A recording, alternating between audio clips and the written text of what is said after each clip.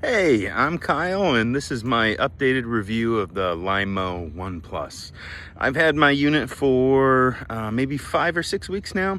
I've been cutting the lawn twice a week and had to do a bunch of remapping. There's still a number of features that are unavailable in the software, but I wanted to kind of walk around and show you some good and some bad things. Stay tuned and check it out. So for starters, this area here, the small piece of grass, was really hard to be able to program to cut until I basically made this whole piece a piece of grass and it's able to go around. But I do notice some weird spots where the grass is tall, like right there. It's probably not showing up so well.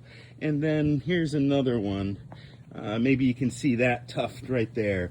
I have no idea why it leaves this little square. It does a perimeter, it goes around, and it just doesn't cut that little tuft of grass right there. I find that weird. I knew I had to edge, but again, I don't know what I'm doing. There's a keep out here, and of course it has the perimeter, which it does a good job. It just misses this corner pretty regularly. Now, the other issue that I have with these long strips, for this, I did a keep out zone all down this walkway, and the robot crosses and mows this path here, basically up and down, does a pretty decent job. But it always seems to get hung up right here. Now, you can see the house. It's not that far from the house, but it is the corner of the property.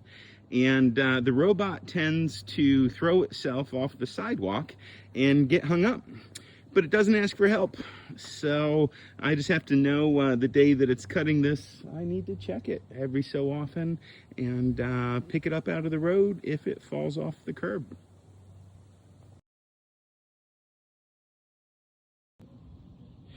Here's another area that I wish it cut a little bit better. Now, I know, we often have to trim, but if you can see this edge here, I actually programmed it where the robot would hang over the edge a few inches so that hopefully I don't have to weed eat this. You can see it's all level. But for some reason, it looks like the accuracy is maybe a couple of inches. So every now and then, you can see all this area here. There's maybe 2 inches of grass that don't get cut. And then I did a really tight keep out zone around this guy here. That's actually a propane tank. But you might be able to see how far out the robot goes. So again, I wish... I think it's feasible for this thing to cut closer. It's just keeping maybe a foot away, and that can be problematic, I don't know if there's a way again to program it closer so that I just weed eat a little bit. But again, it looks like there's about a foot of grass around that keep out zone. Now, if I pan over here, look at the yard. The yard is beautiful. It does a great job in very large open spaces, and generally it even does well with the mulch beds. See Clippy out there? There he goes, resuming. So I've got one more area down here I want to point out, and while I'm walking, I'm going to talk about 5 amp versus 10 amp charging. Now, it's the same robot either way, but the 10 amp charger literally charges twice as fast. So if you've got the 5 amp charger like I do, it's about 3.5 hours for the robot to charge itself and head back out. So it started around 10 a.m., it cut for 1.5 hours, and then charged for 3.5 before going back out. Now, I only have a half-acre yard, and on days like today, it's only cutting the backyard, but it winds up taking, virtually all day to cut, say, 0.3 acres in this case. So if you've got a larger lot, by say even 1 acre, I'd probably recommend the 10 amp charger. So here's another area. I've got a keep out zone around this concrete, and you can see I got some topsoil because there's a little lip on this thing, and I found the robot just doesn't like it. Can it go over it? Yes. It just often doesn't. It'll bump into that and go around.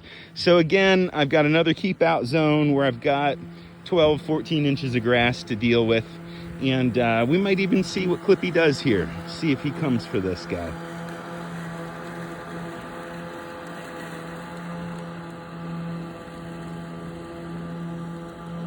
Again, my keep out zone's super tight, and I assume maybe it's gone around once, but it keeps its distance, I will tell you. I didn't recall the first couple times I mowed. Now, I've had a few software updates over time, but I didn't recall it being this wide of a keep out zone before. So my project for the day is to add some topsoil to smooth this out, and then hopefully the robot can cut more of this without running into problems. In general, the yard looks great. I just wish I wish the software was easier to use. I wish mapping was a little more straightforward and less time consuming. And of course, I wish it was just a bit tighter on these keep out zones. Now here is the bottom of the mower after a day's work. I find that this plugs up quite a bit here on the chute.